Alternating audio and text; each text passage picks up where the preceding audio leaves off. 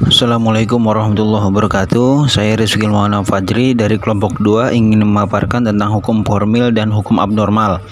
Pengertian hukum formil adalah sumber hukum yang dikenal dengan bentuknya. Karena bentuk inilah hukum formil diketahui dan ditaati sehingga berlaku hukum tersebut. Adapun hukum formil meliputi 1. Peraturan perundang-undangan, 2. Kebiasaan dan adat, 3. Perjanjian antar negara, 4. Keputusan hakim, 5. Pendapat ahli hukum. Adapun undang-undang menurut T.J. Baez, undang-undang mempunyai dua arti. 1. Undang-undang dalam arti formil adalah keputusan pemerintah yang merupakan undang-undang karena pembuatannya. Misalnya menurut ketentuan UUD 1945 hasil amandemen. 2. Undang-undang dalam arti material adalah hukum dasar tertulis. Di samping undang-undang dasar berlaku untuk hukum dasar tidak tertulis yang merupakan sumber hukum, misalnya kebiasaan, traktat, dan sebagainya. Adapun undang-undang menurut Dasri Rajab adalah suatu dokumen yang mengandung aturan dan ketentuan yang pokok atau dasar mengenai ketatanegaraan suatu negara yang lazim kepadanya diberikan sifat luhur dan kekal.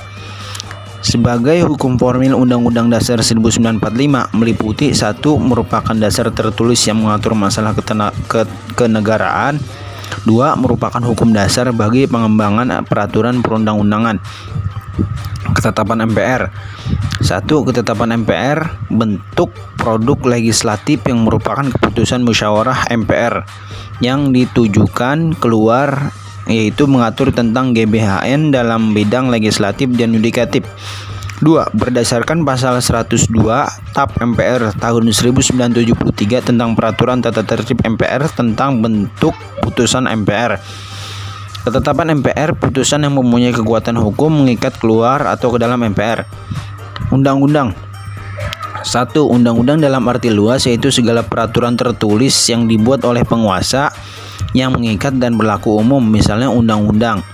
2. Undang-undang dalam arti sempit, peraturan tertulis yang dibentuk oleh penguasa sebagai suatu badan negara yang secara tertentu diberi kekuasaan untuk membentuk undang-undang, yaitu DPR bersama Presiden.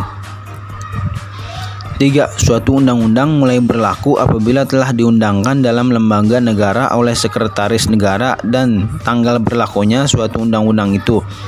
Misalnya Undang-Undang Nomor 24 Tahun 2003 tentang Mahkamah Konstitusi diundangkan pada tanggal 13 Agustus 2003.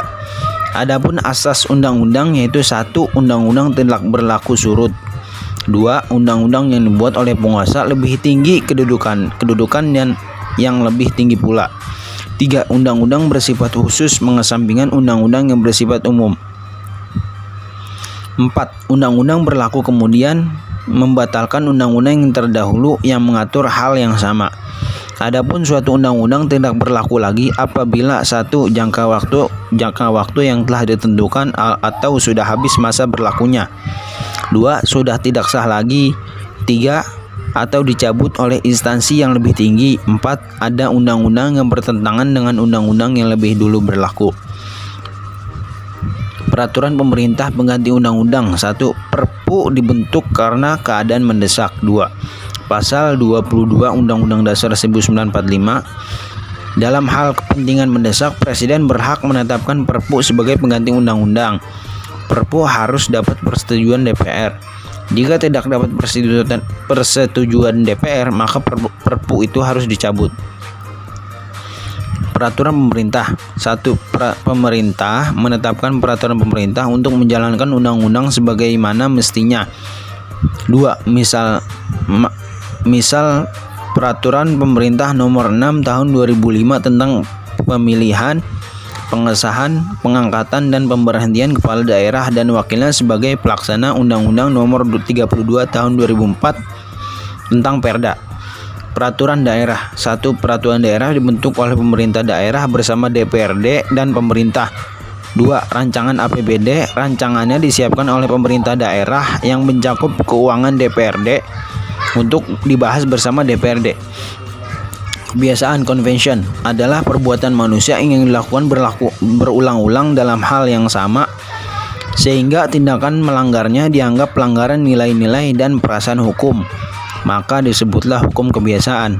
Jurisprudensi adalah satu, putusan hakim pengadilan yang memuat peraturan sendiri kemudian diakui dan dijalankan dan dijadikan dasar putusan oleh hakim yang lain dalam perkara yang sama. Adapun sebab-sebab hakim menggunakan putusan hakim. Satu, pertimbangan psikologis.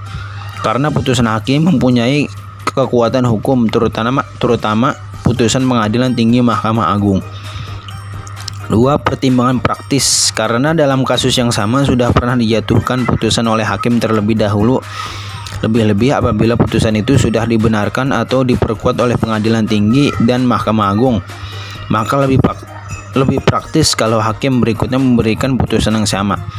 3. Pendapat yang sama. Karena hakim yang bersangkutan sependapat dengan putusan hakim yang lama yang sosial terlebih dahulu. Macam-macam jurisprudensi. 1. Jurisprudensi tetap adalah putusan-putusan hakim yang berulang kali digunakan pada kasus yang sama.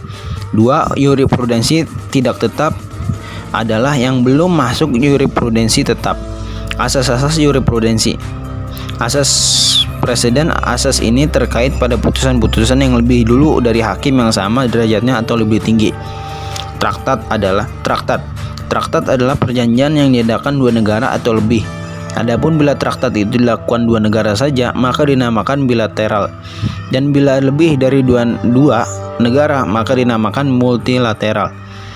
Kemudian perjanjian multilateral diberikan kesempatan kepada negara-negara yang lain yang tadinya tidak ikut mengadakannya, maka dinamakan perjanjian kolektif atau terbuka.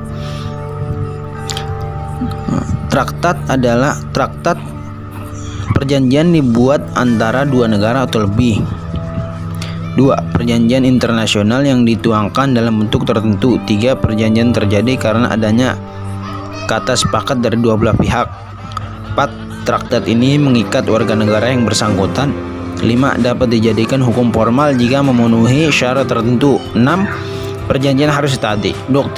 Doktrin adalah ahli-ahli hukum yang ternama yang mempunyai pengaruh dalam pengambilan putusan pengadilan. Sumber hukum abnormal. Sumber hukum abnormal itu ada dua, yaitu 1. Proklamasi, 2. Revolusi.